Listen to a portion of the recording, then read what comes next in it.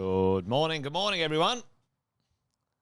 Hope you're awesome and well. Welcome to another Wealth Coffee Chat. Good to see all of you up and at it early. A few of you online already. Big shout out to James and David and Cheeto. A little bit high now on my seat. Get my seat right.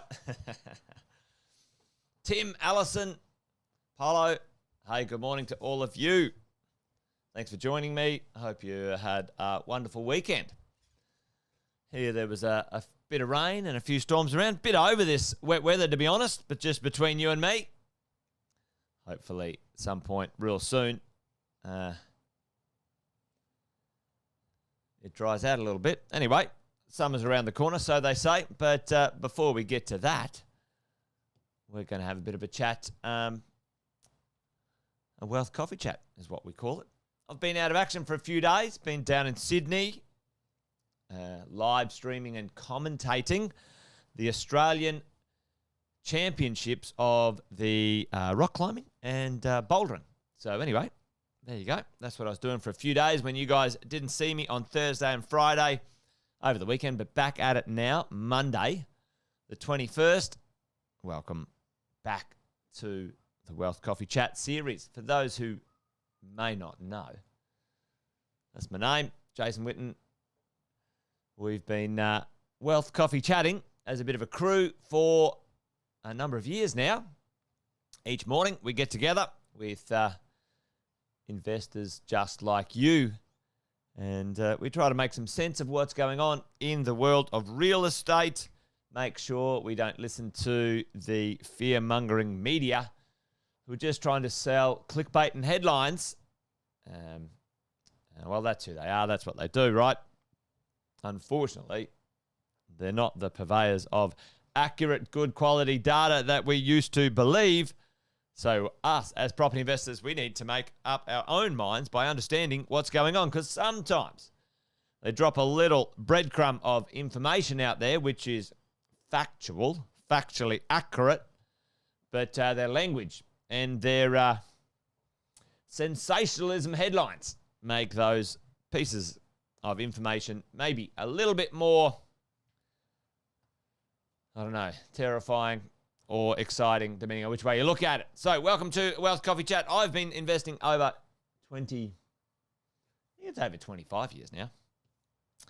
I've had a few wins and I've had a few losses. I've been on the privilege end of being able to coach many property investors, maybe just like you as well. So along the way, learnt a few things. My clients right now, this is kind of cool.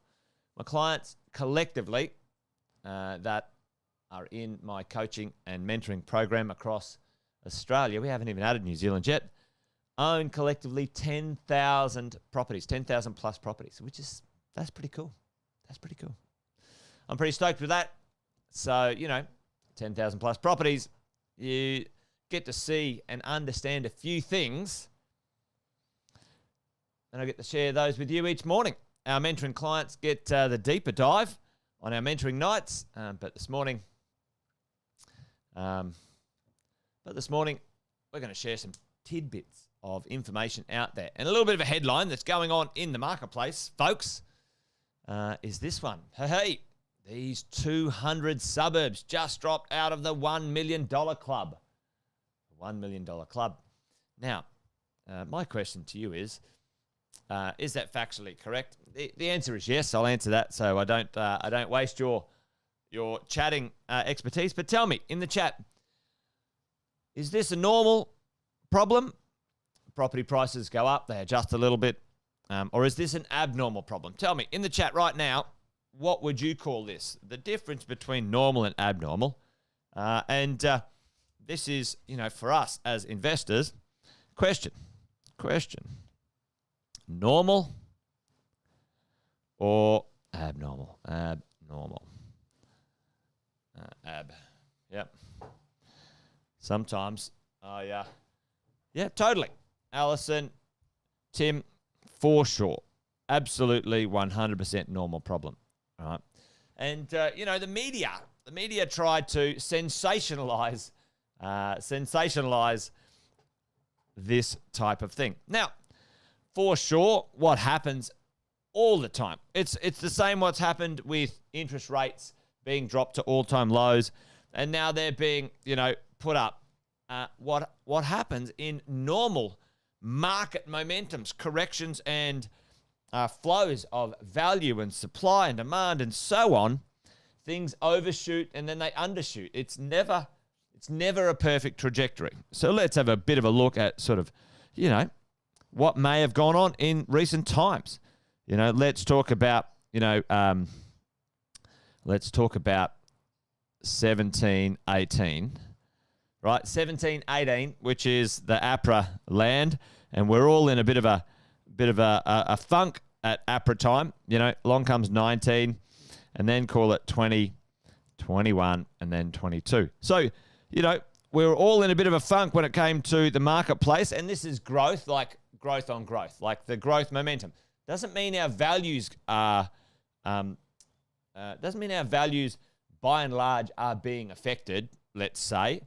If your property prices in certain suburbs are staying steady, then that's fine, right? But the market is not growing. That's what a lot of this sensationalism and misunderstanding is all about. So let's have a look. Market growth, decline, 19, just starting to get a little bit of something. Along comes COVID. Market says, I don't know what's going on here. Let's just hunker down. A little bit sideways for, early 20. And then, boom, we had something pretty significant happen. And now we're getting an adjustment. Okay? Now, this is the part I want to talk about, which is absolutely normal. Once we have some momentum, it tends to overshoot and tends to correct. And all sorts of reasons why. But right now, what's the number one reason we are getting a correction? And I wouldn't call it a correction. It's a market adjustment. It's not a correction. We have fundamental facts in the marketplace that have supported lots of this price value movements. But tell me right now, what's the number one issue or reason why we are having an adjustment in the nominal prices? Boom, Tim is on it. And it is the interest rates, folks. It's interest rates. Interest rates. So they're at all-time lows, and now they're at, pretty decent amounts. Still quite normal. Still quite 10 and 15-year normal rates. And it looks like we're going to land between 5 and 6% in 2023. Okay? Then what you're going to see, probably end of 23 to 24, you're going to see that interest rate probably go down to be between 4 and 5%. That's where we're going to be, folks. We know what's coming. We know what's happening as we go. Yep, and there you go. Allison, exactly. The sky's falling. Everyone's lost, 50K or 80K of equity. No, they haven't. They've lost the nominal piece of paper value in their properties. And to be quite honest, I've always said this, capital growth is a vanity metric. It's a vanity metric. It's actually emotionally it's a terrible way to measure your success as a property investor. People go, oh, my property's went up in value. That's wonderful. And I don't take, bond rates don't lie. You're dead right. Your ability to buy and own and keep good quality real estate is the number one success metric. Now, growth and cash flow and tax deductions, they are all levers and things that can change outside of your control. Sometimes they're just, what did you do? What did you do to make the property prices go up in 20 and 21? What did you do? You did nothing. Tell me in the chat, what did you as the individual property investor do in 20 and 21 to get the property prices to go up? I can't hear anything. Nothing, right? Nothing. We didn't do anything. We were the beneficiaries of other things that happened out of our control. What's the only thing that we have control of if we've got financeability? Yep. There you go, Tim. You hit it on the head. You bought one. You bought a property. Yep, you bought a property. That's the only thing you control. That is your mechanism of success in this game. I've seen so many people give up, chuck their toys, carry on like pork chops. All right? Carry on like pork chops. Listen, what you control is this: the choice, the style, the type, and the location of the property you buy. Okay? Yep. There you go. Boom, Alison. That's what you did. You control. Exactly. You got great advice. You did your research. You didn't rush into it. You made a great quality choice, Alison. And you put your money in the market in a way that was appropriate for you and your circumstances. The rest, as investors, we can understand, we can analyze, we can make sure we manage. However, we didn't do it. You didn't do it. I didn't do it. Capital growth, vanity metric, folks. So what's it look like for the future? Well, why is this happening? Let's have a little look at, I'm just going to use Melbourne here for an example. I might put my glasses on so I can see. This is a bit harsh, isn't it? Financial Review, Melbourne losers. That's not much. That's not very nice. However, Melbourne is not losers. We love Melbourne. Melbourne's an awesome place. However, what's going on here in this circumstance? Let's have a bit of a look at what, what's happening in Melbourne, and as an example of these 200 suburbs dropping out of the $1 Million Club. And you know what? They dropped from, $1 million to $950. Boo-hoo. Boo-hoo. 4 years ago, they were 500, like Alison said. Come on now. Again, this is the stuff where, an uneducated, unsupported property investor might be scared or terrified by silly headlines. And that's not you. That is not you. And it shouldn't be you, folks, as we're going along. So let's have a look at, what's going on and why this might occur. And we'll talk about something in a minute. That's pretty important. Let's have a look at, I chose this suburb here because it was easy for me to type into the map. But in Melbourne, the bulk of suburbs leaving the $1 Million Club were located in the outer, let's have a look at a clue here, the outer east, northeast, and southeast. What's the clue? What's the word, folks? Outer. Outer. That's the clue. That's the word here. So why is this happening? And maybe put it in the chat if you think you know. And this is one of the, it's kind of like a principle of real estate when it comes to growth patterns, folks. Growth patterns. But to be honest, it's a principle of many things. Proximity, boom, Tim. Absolutely. What happens is, let's do this very roughly because it's a little bit more sophisticated than this. If you want a deeper dive on this, then I suggest you listen to Sam's podcast, the 4X Growth Factors and all that sort of stuff. Sam Saga's my business partner and compadre for over 20 years in this game. Absolute genius. And Tim's talking about proximity. And proximity, by and large, to what? Put that in the chat, folks. And I might even answer it just to make sure we stay on time today. But proximity to infrastructure. Proximity to, usable public spaces. Proximity to the CBD. Proximity to the beaches, etc. And Tim, we're going to use the CBD as an example. So let's have a look at Melbourne. All right, let's have a look at Melbourne. Boom. And let's see, did any of those properties in that network of, let's say, call it the inner ring of Melbourne drop out of, these fancy $1 million suburbs? No, they didn't. I can't see any of their names in there. And they were well over many millions of dollars anyway. So the inner ring with proximity, location to the CBD.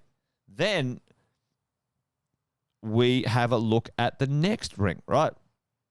Bit of ocean there, but you get the picture, which is the middle ring. And this is where Sam has been talking about for a long time, middle ring infill investing.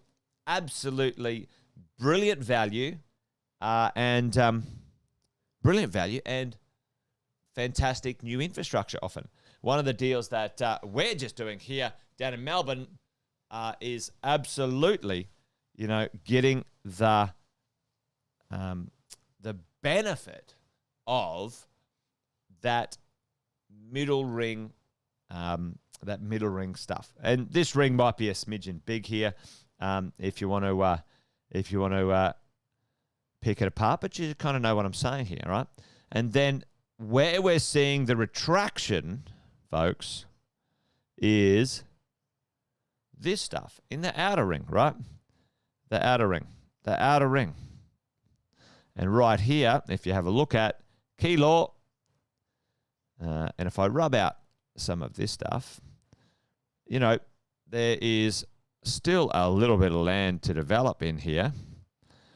It's not surrounded by, compression from other pieces of infrastructure as we go. So as we see growth go out from the CBD or proximity or pressure from real estate values, and it's the same for rents as well, folks. The same for rents as well often. A proximity pressure, as things retract, it starts out here and goes back the other way. Starts in there and goes back the other way. Starts out here and goes back the other way. Very normal, very straightforward. Nothing abnormal about this situation when it comes to property investing, team. So there you go. What can we do? It's never exactly linear when it comes to this stuff, folks. Some of those newer infill cities end up with significant amounts of brand new infrastructure. So places like in Brisbane, Springfield City, they've created a whole brand new city out there at Springfield, and it becomes almost its own small proximity locator to the infrastructure, the schools and the transport and the shops and all that sort of stuff, which is brilliant. So Sam talks about that in his Forex growth strategies as well. All right. So there you go. Just a little bit of a touch base, 200 suburbs losing their $1 million tag. Yep. So what? Who cares? And if you do care, check in, because it's not a measurement for success. This capital growth thing, it'll send you loopy, folks. It'll send you loopy. Can you get access? Can you get access to your equity? And maybe tomorrow or the next day, tell me, what should or can smart investors do to not care about their property prices, dropping? They've gone up to $1 million and now they go back to 900. What should have they done, folks? Tell me in the chat as the final closing remark. They should have done something with their equity. I talk about it all the time. I was talking about this. Boom, Allison, all over it. Equity lock. Like I was talking about this 12 months ago, team. Yep, kicked it into positive cash flow, locked in your equity. Listen, team, like this, the fundamentals remain the same. The details change. COVID, GFC, APRA.